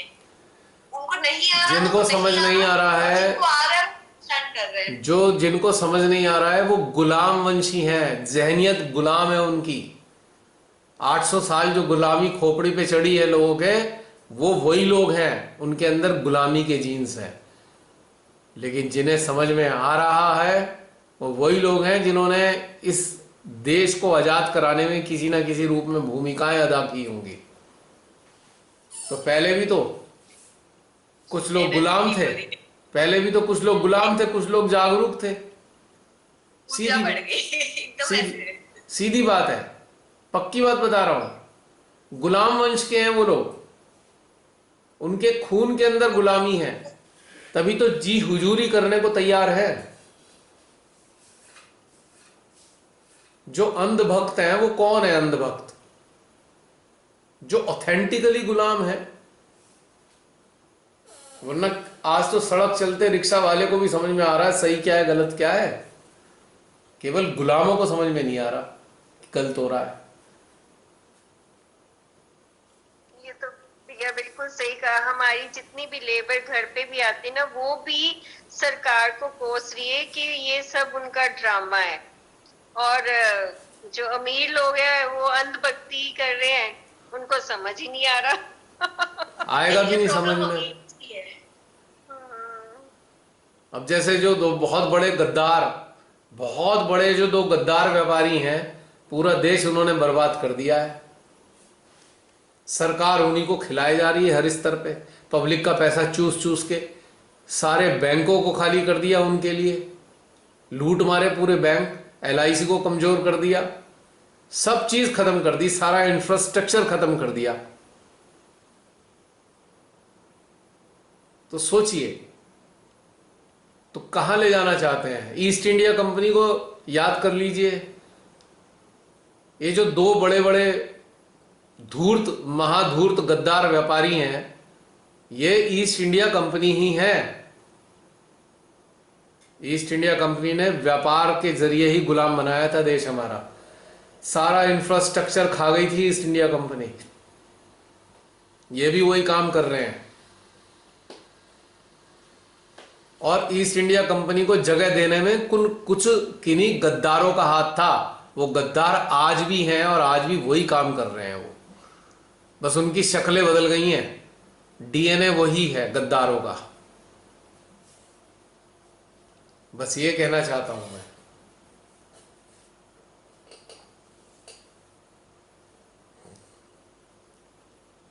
ये वीडियो सुनकर मुझे जेल में डाल देंगे, कोई चिंता नहीं है। किन्हीं लोगों को तो पहल करनी पड़ेगी बिना डरे। मार देंगे, वैसे ही श्री माता जी ने अमर बनाया हुआ है, शरीर ही तो मरेगा। पर हमारी पीढ़ियां का गुलाम बना दे हम अपने जीते जी। और जो गुलाम है, जो सच्चे देशभक्त थे, उनका भी तो पुनर्जन्म हुआ होगा। वो भी तो कहीं ना कहीं इसके लिए जरूर करेंगे। पता नहीं मेरे को बड़ी यही उम्मीद जगी हुई है कि वो रूहें फिर से आएंगी, वही फिर से इस बहन काम को आएंगी पूरा नहीं, करेंगी। वो रूहें आई हुई हैं, काम कर रही हैं अपना। फिर वही आजादी की अलग जगा रही हैं, वो जगह जगह है, वो सारी रूहें आजादी की अलग जगा रही हैं, वो लोगों के दिलों में बैठ के। कुछ मीडिया में मौजूद हैं तो कुछ लोगों के बीच में मौजूद है, ऐसा नहीं है। वो रूहें आज भी हैं, और उनको तो गुलाम पूरी दुनिया में कोई बना ही नहीं सकता। आजाद थी, अच्छा, आजाद हैं, आजाद ही रहेंगी। शरीर मरते रहेंगे। ये वाली sorry, हाँ हाँ बोलो। ये वाली चीज ऐसे फील होती है कि ना दोनों चीजें को एग्जिस्ट कर रही है। जैसे आप जब कहते हो इसका भी अंत होगा, एक दिन होगा, ये चीज खत्म होगी, तो दोनों चीजें ऐसे, जैसे रमनी दीदी ने कहा कि जो देश के लिए लड़ रही थी, देश की आजादी के लिए जिन्होंने बलिदान दिया, वो अभी भी एग्जिस्ट कर रही है। ये वाली फीलिंग भी है और गद्दारों की एग्जिस्टेंस की फीलिंग भी है, दोनों साथ ही चल रही है। देखो गुड एंड गद्दार, बैड। जो स्वतंत्र हैं और जो गद्दार हैं, दोनों ही जन्म लेके आ रहे हैं ना। दो हाँ, कैटेगरी है ना। और गद्दारों का जो सरगना है वही तो देश बर्बाद किए जा रहे हैं। हाँ, गद्दारों का जो सरगना है वही तो देश बर्बाद किए जा रहा है, किसी ना किसी रूप में। उसके अनेकों रूप हैं। ये जैसे परमेश्वरी का कार्य ऐसे ही होता है ना, किसी को एक्सट्रीम पर ले जाकर उसके बाद उसका अंत करते हैं। हाँ ये तो बिल्कुल हमें बिल्कुल बिल्कुल, ये बात तो तय है। होना। एक्सट्रीम पे ले जा रहे हैं, धीरे धीरे धीरे धीरे। हम जैसे लोगों का तो खून खौलता रहता है ना। कोई मेरे से कहेगा अभी तो आप साक्षी भाव में रहने की बात करते हैं, अब खून खोलने वाली बात कहाँ से आ गई? तो भाई मेरे, तो मैं उन ऐसे भाइयों से ये कहना चाहता हूं, अन्याय के विरुद्ध आपका अगर खून नहीं खोला तो आप कैसे जागरूक हो भाई? फिर तो वो जुल्म ही करते रहेंगे। अगर कोई आवाज ही नहीं उठाएगा फिर तो वो और अपराध बढ़ेगा। अब और ज्यादा। गुरु गोविंद सिंह जी संत सिपाही थे, आत्म साक्षात्कारी थे, पर वो सैनिक भी थे। शिवाजी महाराज आत्म साक्षात्कारी भी थे और क्या कहते हैं कि सैनिक भी थे। महाराणा प्रताप वो भी जागरूक थे, लेकिन वो भी बहुत बड़े योद्धा थे। रणजीत सिंह जी, महाराजा रणजीत सिंह जी, पूरी जिंदगी संघर्ष करते हुए गई मुगलों से उनकी। सब जागरूक लोग थे ये। मैं तो ये कहूंगा कि जागरूक जो होगा वही तो संघर्ष करने का मादा रखता है। सोए हुए क्या संघर्ष करेंगे? वो तो गुलाम है, वो तो कत्थक करते हुए नजर आएंगे जगह जगह। वो तो गुलाम है, उनको कहां फर्क पड़ने वाला है?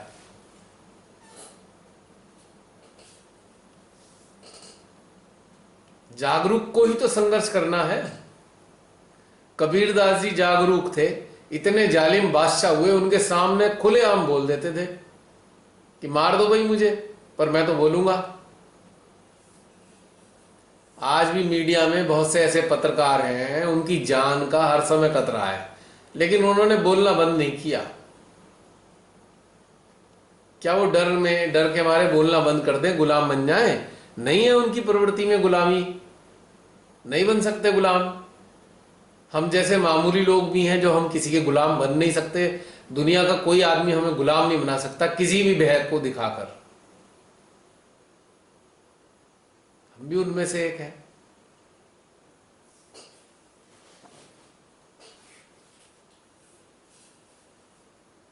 पहले बिल्कुल इंटरेस्ट नहीं था, लेकिन जब से महान आत्मा का प्रवेश हुआ भारत की अर्थव्यवस्था में और उन्हें बर्बाद करना शुरू किया, तब से इंटरेस्ट बढ़ा। भी वो हो क्या रहा है हमारे देश में?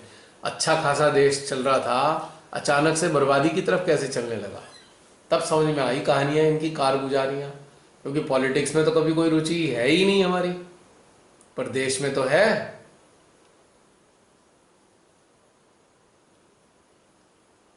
और ये नेस्तनाबूत होके रहेंगे, नेस्तनाबूत होएंगे ये लोग, मुझे पता है।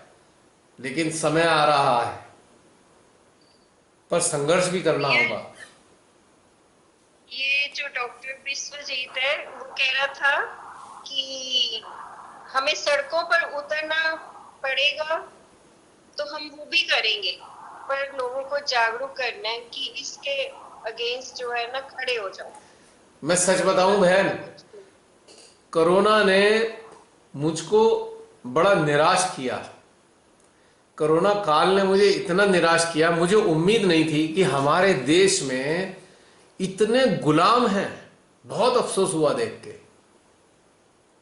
इतने गुलाम लोग हमारे देश में हैं। बहुत अफसोस की बात है ये। अब संघर्ष और बड़ा हो गया। मुझे नहीं अंदाजा था कि लोग इस तरीके से मानसिक गुलामी करने को तैयार हैं। आज भी कुछ है, घिन आने लगी कि हम ऐसे गुलामों के बीच में रहते हैं।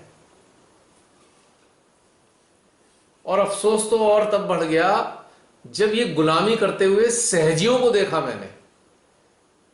वो भी गुलाम, तो बस फिर तो काम खत्म। श्री माता जी के फॉलोवर तो नहीं हो सकते, वो असंभव। जिस मां ने हिंदुस्तान की आजादी के लिए अपना सब कुछ लगा दिया, उनके माँ बाप जब वो 12 साल की थी जेल में रहे स्वतंत्र होने तक, वो मां के बच्चे तो नहीं हो सकते, मां के फॉलोवर नहीं हो सकते। ये गुलाम है, गुलाम ही रहेंगे, भले ही उन्होंने सहयोग को आवरण चढ़ा रखा हो। आई एम सॉरी, बहुत कटु बात बोल रहा हूं मैं। ये सहजी नहीं हो सकते, श्री माता जी के चाइल्ड नहीं हो सकते, असंभव। अफसोस हुआ मुझे कि भाई ठीक है, चलो आम आदमी गुलाम होता है, पर जिस मां ने जागृति दी हो उसको, उसके रास्ते पे चलने वाले गुलाम कैसे हो सकते हैं, गुलामी मानसिकता के। लेकिन है, और बड़े बड़े सीनियर लोग गुलाम देखे मैंने। कमाल हो गया मुझे तो, हैरानी की बात। जो बड़ी बड़ी महानता की बातें, ध्यान की ऊंची ऊंची बातें करते थे, वो गुलाम है। सबसे पहले एक झटके में पता लग गया कि गहनता कहां है। गहनता ठप्पा ब्रांड, ठप्पा लगा रखा है बस खाली, दैट्स ऑल।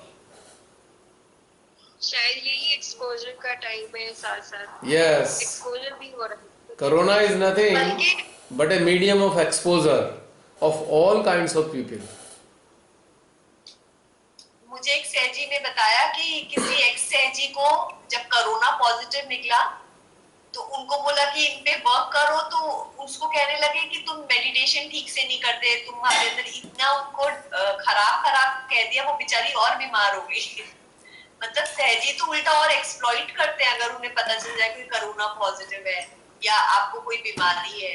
अरे भाई, कोई भी बीमारी, कोई भी बीमारी किसी को भी लग सकती है, कौन सी बड़ी बात है ये क्या बात हुई। वो लोग इतना खराब बोले, वो बेचारी मॉरली डाउन हो गई कि क्या मैं ध्यान नहीं अच्छा कर रही, क्या मैं माँ को नहीं मानती। ऐसे ऐसे करके वो और उसका मॉरल डाउन हो गया। ऐसे देखो, जो ये तथाकथित टाइप के, जो नेता टाइप के सहजी होते हैं ना, नेता टाइप के, इनकी बीमारी यही है। ये बिल्कुल ऐसे होते हैं विपक्ष की तरह या पक्ष की तरह। मतलब विपक्षी को कहना है इन्होंने कुछ ना कुछ उल्टा सीधा, उसकी गलतियां निकालनी है, जबकि उन्हें ये नहीं पता किस दिन खुद भी फंस सकते हो, खुद भी जद में आओगे। भाई ये तो एक ऐसा है, सीजनल प्रॉब्लम है ये, और वो सारे में फैलती है, कॉन्टेजियस भी है। अब इन दिनों तो फैलती है ना सारी प्रॉब्लम, किसी को भी हो सकता है, कोई बड़ी बात थोड़ी है। ट्रांजिशन पीरियड है, ये होता ही है हमेशा। कोरोना किसी सहजी को हो गया वो प्रॉब्लम नहीं है। प्रॉब्लम ये है कि सहजी की गिग्गी बन गई, डर के मारे मरा जा रहा है, वो ये है प्रॉब्लम।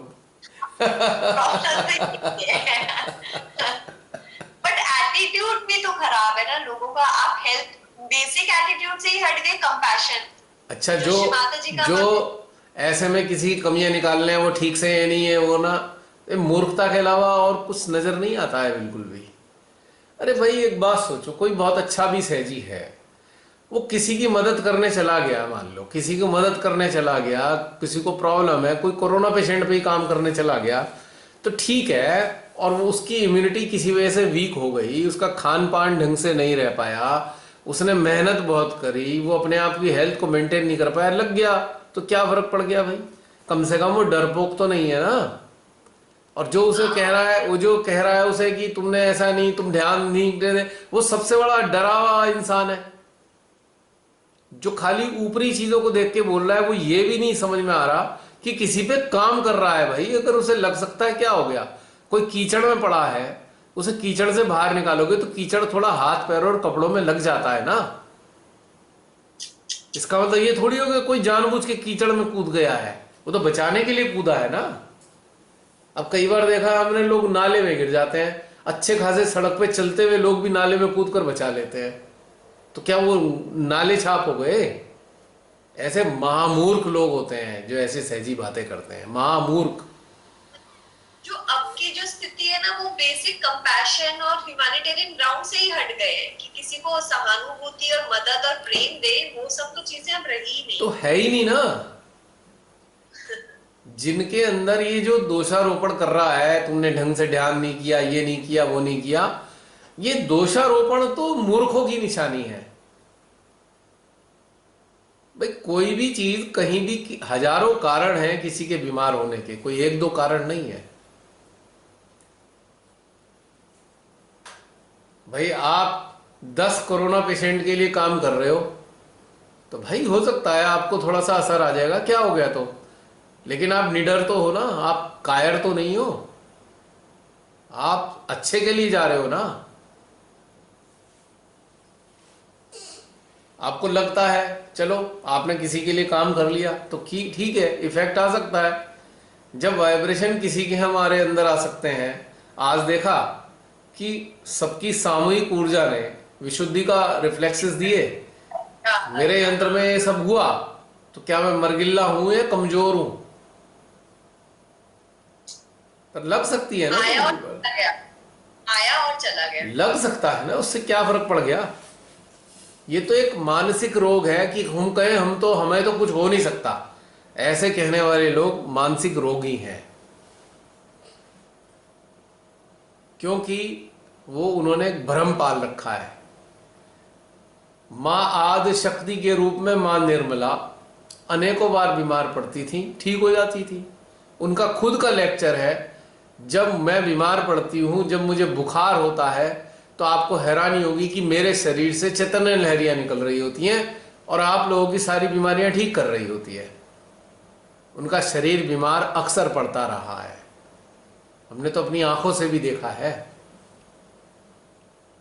तो क्या फर्क पड़ गया, उनका क्या पद खत्म हो गया, वो आदिशक्ति नहीं रही? मानवीय शरीर में बहुत सारे कारण हैं। पहले सुना है साईनाथ जी के बारे में, वो किसी की कोई बहुत पीड़ा में होता था तो उसकी पीड़ा हर लेते थे, उनके फोड़े निकल जाते थे, ऐसा सुना गया है। साईनाथ जी को फोड़े हो जाया करते थे। भाई दूसरे की बाधा को अपने अंदर ले लिया उन्होंने, उसको राहत दे दी, कुछ दिन कष्ट में रहे, साफ हो गए। और श्री माता जी ने अपने लेक्चर में भी तो कहा है, हम दूसरों की बाधाओं को अपने भीतर में खींचकर उन्हें बाधा मुक्त करते हैं। मां के लेक्चर का अंश है ये।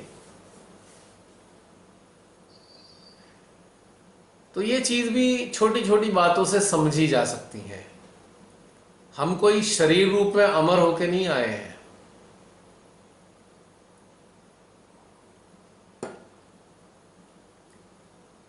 हम मानव हैं, पर हमारी चेतना को हमें अमर बनाना है, और अमर बनाने के यही तरीके हैं, साक्षी भाव, निर्भयता, अपने शरीर से लगाव का ना होना। आप शरीर की 100% केयर करो, पर चिपक मत जाओ इससे कि हाँ भाई चिपक गए हम शरीर से। अगर इसमें एक किरच भी लग गई तो हम बिल्कुल अधमरे हो जाएंगे, हाय हमारे लग क्यों गई ऐसी। ऐसा थोड़ी है। आपके सामने तो मैं बहुत बड़ा उदाहरण हूं, कितना लापरवाह हूं हेल्थ के मामले में, बहुत सारे लोग जानते हैं। क्योंकि ये प्रेस्टीज इशू नहीं है कि आप जो है तबीयत खराब नहीं होगी, आप बीमार नहीं होंगे, तो पागलपना है ये। अगर आपको अपना आंकलन ही करना है तो आंकलन करो कितने प्रकार के भय अभी भी मौजूद हैं।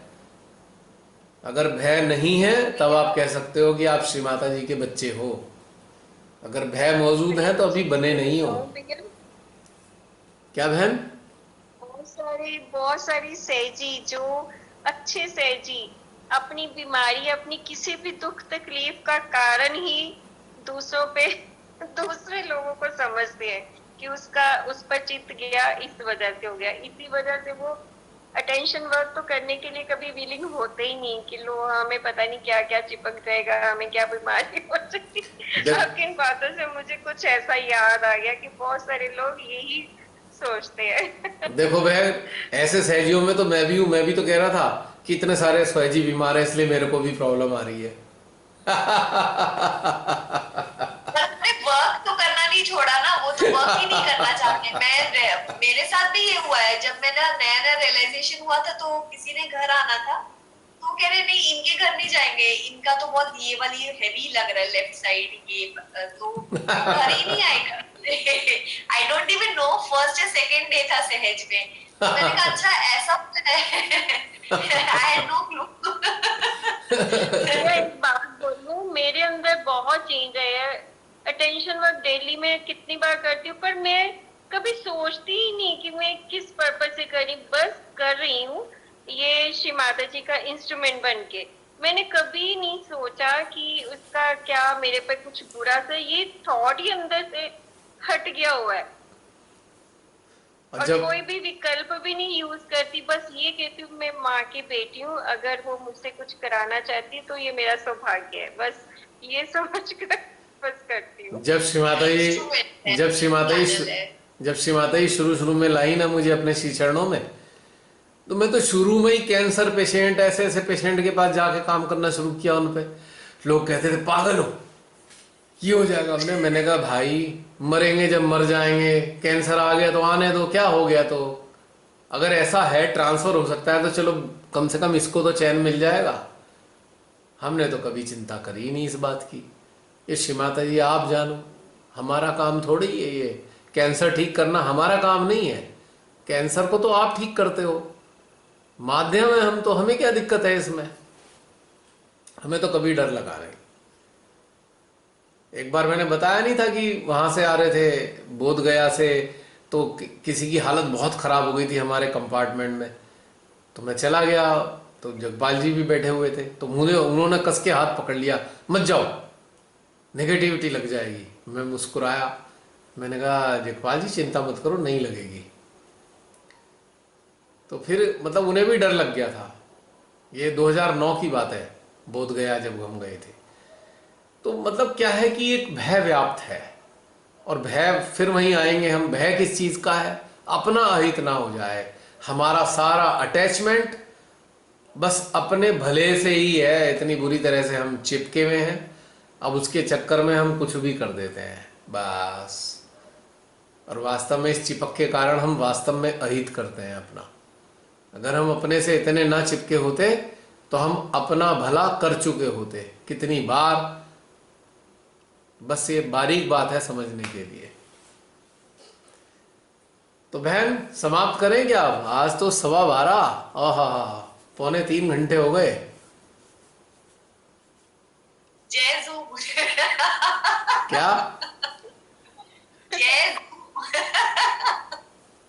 अनइंटरप्टेड का यही मजा है। जूम बाबा की जय। Workshop 4 AM meditation, 10 AM breakfast break। शुरू में एक बार भी तो हो गया था ऐसे ही। कौन सा चल रहा था जब, जो एक दिन तो कटा ही नहीं अपने आप ही, कितनी देर तक। राधा कृष्ण वाला, राधा कृष्ण और विष्णु माया। हाँ, कृष्ण जी ने बढ़ा दिया उसको, एक्सटेंड कर दिया कम्युनिकेशन को। वो तो कृष्ण जी ने वास्तव में कमाल कर दिया था। उन्होंने दिखाया संचार मेरे ही कारण है, संचार में जितनी तरक्की हो रही है मैं ही हूं इसके पीछे। उन्होंने उस दिन साबित कर दिया। 1-2 दिन तक रखी थी फैसिलिटी उन्होंने, उसके बाद तो फिर वहीं आ गए 40 मिनट वाले पे। एनीवे, उम्मीद करते हैं कि हम में से बहुत से लोग निर्भयता को अपना चुके होंगे अपने जीवन में, निर्भयता का आनंद ले रहे होंगे। देखिए, कॉशियस होना और भयभीत होना, उन दोनों में बड़ा भारी अंतर है। अब कॉशियस होना किसे कहते हैं? आप सड़क पे चल रहे हैं, आप ध्यान रखें कि सड़क पे गोबर जो पड़ा है पैर में ना लग जाए, because you are cautious, you are not fearful but you are cautious कि गोबर ना लग जाए। और भय किसे कहते हैं? अरे गोबर लग गया तो क्या होगा, सब लोग क्या कहेंगे, साड़ी खराब हो गई, कपड़े खराब हो गए, ये अब ये डर लग गया है। उसके परिणाम तक पहुंच गए हम, तुरंत अपने आप ही डिसाइड कर लिया हमने कि गोबर चलते हुए लगेगा भी और हमें बड़ा एम्बेरेसिंग फील होगा, हमारा टाइम खराब होगा, फिर हमें ऐसा लगेगा लोग हमें देख के कहें हमने खुद ये सारी चीज सोच ली। तो ये है भय, ये कॉशियसनेस नहीं है। तो हेयर लाइन डिफरेंस है कॉशियस रहने में और फियरफुल होने में। ठीक है रमनी बहन, सेशन समाप्त करें क्या? जैसे आपकी इच्छा। मेरे को तो भैया ये सेशन खत्म होने के बाद मैं और अलर्ट हो जाती हूँ, नींद ही नहीं आती। अरे इतना जॉय मिल रहा होता है ना। अभी भी कुछ लोग मौजूद तो हैं, अभी भी कुछ लोग मौजूद हैं,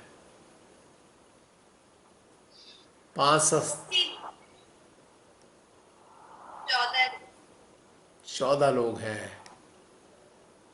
वो सोच रहे होंगे बाकी लोग इन्हें तो कोई काम है नहीं, ध्यान व्यान निबट गया है, फालतू बातें करने में लगे हुए हैं, इससे क्या फायदा हुआ। चलिए, ऐसे लोगों से क्षमा मांगूंगा भाई, बोर करने के लिए आप लोगों को जो ऐसा सोचेंगे आगे ये सुनने के बाद। लेकिन जिनको मजा आ रहा है उनको धन्यवाद देता हूं, क्योंकि श्री माता जी यंत्रों को मजबूत बनाना चाह रही हैं, तो इस कम्युनिकेशन के जरिए आपस में सबको जोड़े रखे हैं। चलिए समाप्त कर देते हैं फिर भी। हाँ जी भैया, एक बात कहना चाहूंगी, जो पिछला जो भी सेशन खत्म होता है उसका हम अभ्यास करते हैं उसी दिन से। तो पहले आपने मौन का शुरू किया, फिर जो पिछली बार था ना हृदय की मलिनता को खत्म करना है, हाँ। उस पे भैया अभ्यास शुरू किया हमने।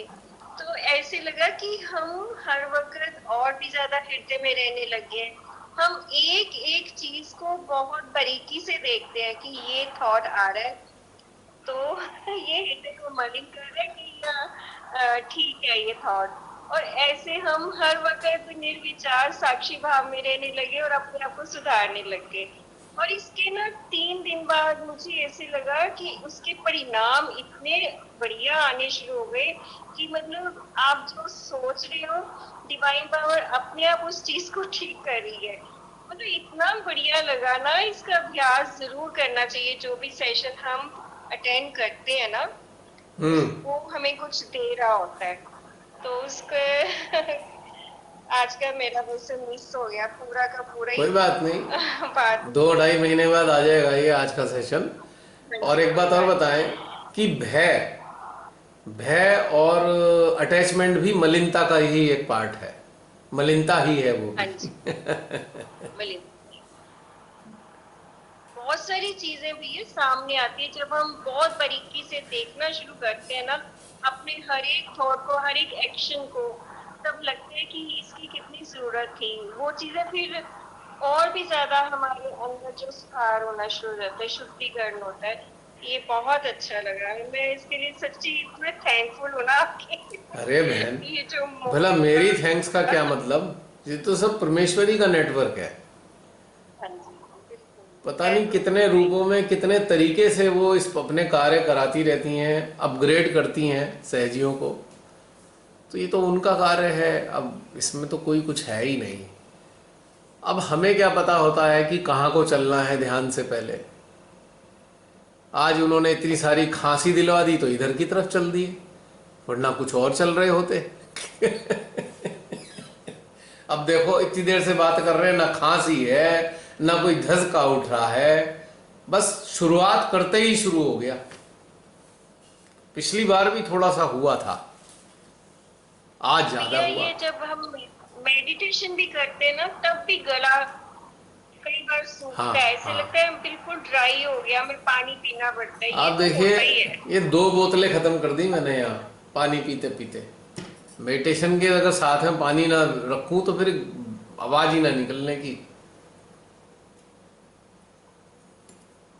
रेगुलर लेना पड़ता है। शिमाता जी ने अपने एक लेक्चर में 1982 का लेक्चर, जंगपुरा दिल्ली का, डिजीजेज एंड इट्स क्योर, उसका टाइटल है ये। मैंने पढ़ा था लेक्चर शिमाता जी का मैन्युस्क्रिप्ट में। उन्होंने क्लियर बताया था जो सुषुम्ना प्रधान लोग होते हैं उनका गला सूखता रहेगा, क्योंकि उनकी जो शक्तियां हैं एंटी गॉड एलिमेंट से फाइट कर रही होती हैं, जिसके कारण हमारी बॉडी डिहाइड्रेट होती रहती है। तो आपको निरंतर पानी पीते रहना चाहिए, श्रीमाता जी ने क्लियर कट बोला है। तो गला उनका ही सूखेगा जो सुषुम्ना प्रधान लोग हैं, यानी कि जिनकी चेतना सुषुम्ना पे रहने लगी है, उनका गला सूखता रहेगा, निरंतर काम चलता है। आपको मैं हैरानी होगी आपको बता दूं, पिछले 3 दिन से इतनी भयंकर हीट निकल रही थी मेरे पाँव से, हथेलियों से। इवन परसों तो मैंने मिताली से कहा बेटे मेरे पाँव में गीले कपड़ा लगा दे, टॉवल लगा के, इतनी हीट निकल रही थी जबरदस्त। और मिताली का भी यही हाल था।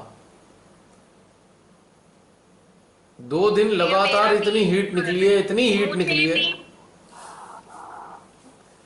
ये इसका क्या कारण है? मेरे को खुद बहुत हीट पूरी बॉडी में से भी अभी निकल अभी रही बताया ना, जितने भी सुषुम्ना ओरिएंटेड सहजी हैं, जिनका चेतना सुषुम्ना पे रहती है, उनके इंस्ट्रूमेंट इस्तेमाल किए जा रहे हैं डिवाइन के द्वारा। तो हीट जो है उनके जरिए रिलीज हो रही है। जहां काम चल रहा होगा शक्तियों का, उस इंस्ट्रूमेंट में तो इस्तेमाल करेंगे ही ना इंस्ट्रूमेंट को।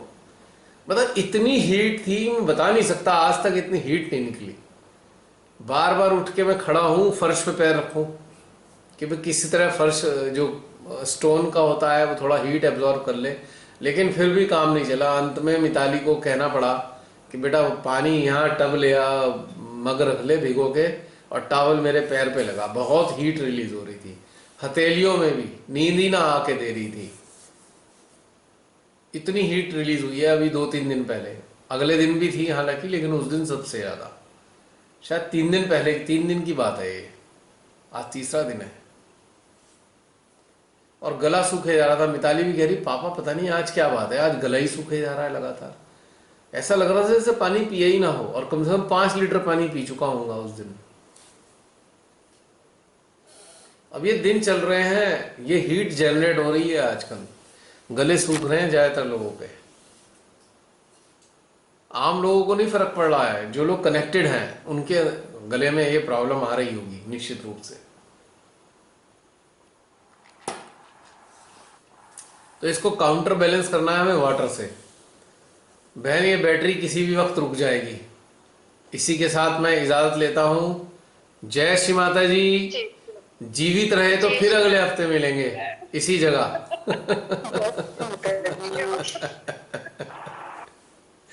ठीक है।